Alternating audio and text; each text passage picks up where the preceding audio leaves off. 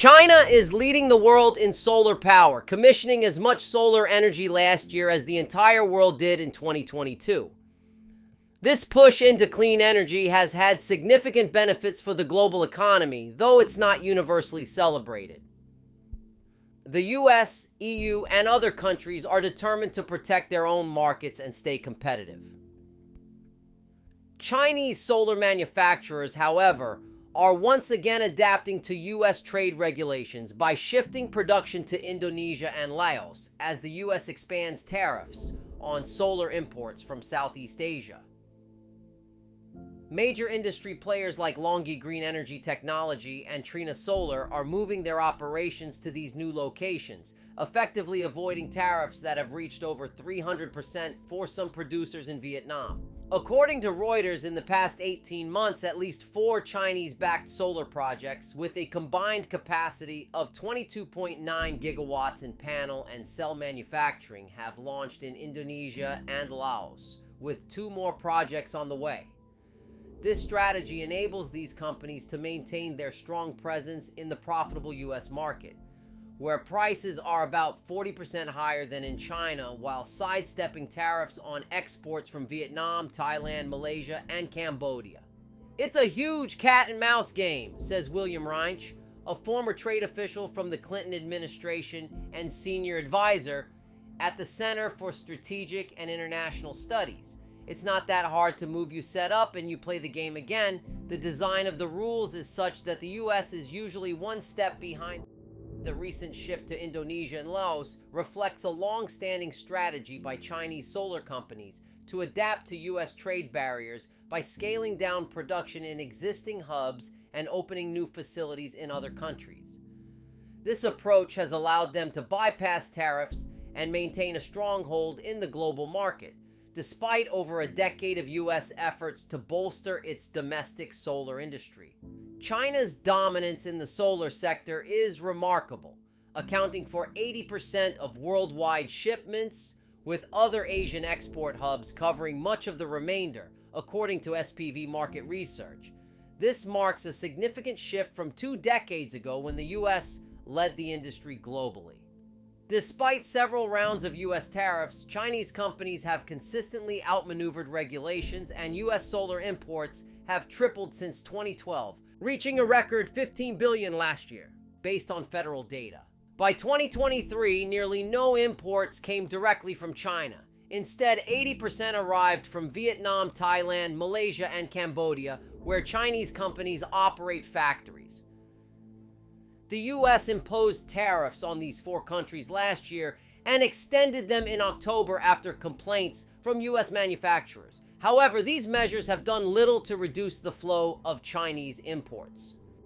Chinese solar modules, which are often cheaper and sometimes more efficient, have driven several European manufacturers into bankruptcy. Chinese solar firms attribute their competitive pricing to their advanced technology. The recent tariffs have had a noticeable impact in Vietnam, where some large Chinese-owned factories are reducing output and laying off workers. In August, Reuters visited industrial parks in northern Vietnam and found that LONGi's solar unit had cut hundreds of jobs and was running only one of its 9 production lines. Meanwhile, Trina Solar had shut down one of its 2 factories for cells and panels in the country. Employees at both companies requested anonymity due to the issue's sensitivity. LONGi did not respond to Reuters' request for comment, but had previously announced in June that it suspended production at a Vietnamese solar cell plant without further details. Trina declined a comment, but indicated in June that some facilities in Vietnam and Thailand would close temporarily for maintenance. Vietnam's government did not respond to requests for comment. U.S. solar import data showed a 74% increase in shipments from Vietnam through August, a surge analysts believe resulted from exports being front-loaded to get ahead of this year's U.S. tariffs. Solar exports from Laos to the U.S., which were non-existent in the first 8 months of last year, reached approximately $48 million through August 2024. Other Chinese companies are expanding even further. with Geno Solar announcing in July a nearly $1 billion deal with Saudi partners to construct a 10-gigawatt solar cell and module plant there. Meanwhile, Chinese companies are rapidly building US-based solar manufacturing plants to leverage local incentives, and within the next year, they're projected to have at least 20 gigawatts of annual solar panel production capacity in the US, enough to meet about half the market's demand, according to Reuters analysis. Tariffs are emerging as a central issue in the US presidential race. Republican candidate Donald Trump has proposed tariffs on all US imports to stimulate domestic manufacturing, including a 60% rate on goods from China, while his Democratic opponent, Vice President Kamala Harris, argues that Trump's plan would increase costs for US consumers. A study by the National Retail Federation suggests that Trump's proposed tariffs on 6 major consumer product categories: apparel, toys, furniture, household appliances, footwear, and travel goods could decrease American consumer purchasing power by $46 billion to $78 billion annually for as long as the tariffs remain in effect. China is an economic power, and the 2 leading US presidential candidates want to keep it in check. There's a rivalry between the US and China. So what economic plans do Kamala Harris and Donald Trump have for China? Many Chinese believe Harris is arrogant and Trump a villain. Will the trade war between the US and China intensify, and what does it mean for the world? Trump sees China as an enemy. If he wins, he is planning tariffs of 60% on Chinese imports, and that would make the goods 60% more expensive. The study also revealed that the proposed tariffs would drive up the costs of numerous consumer products in the US, particularly those where China is a primary supplier.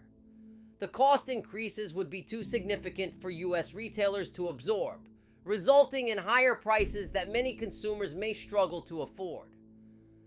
According to the NRF study, consumers would pay an additional $13.9 billion to $24 billion for apparel, $8.8 billion to $14.2 billion for toys, $8.5 billion to $13.1 billion for furniture, $6.4 billion to $10.9 billion for household appliances, $6.4 billion to $10.7 billion for footwear, and $2.2 billion to $3.9 billion for travel goods.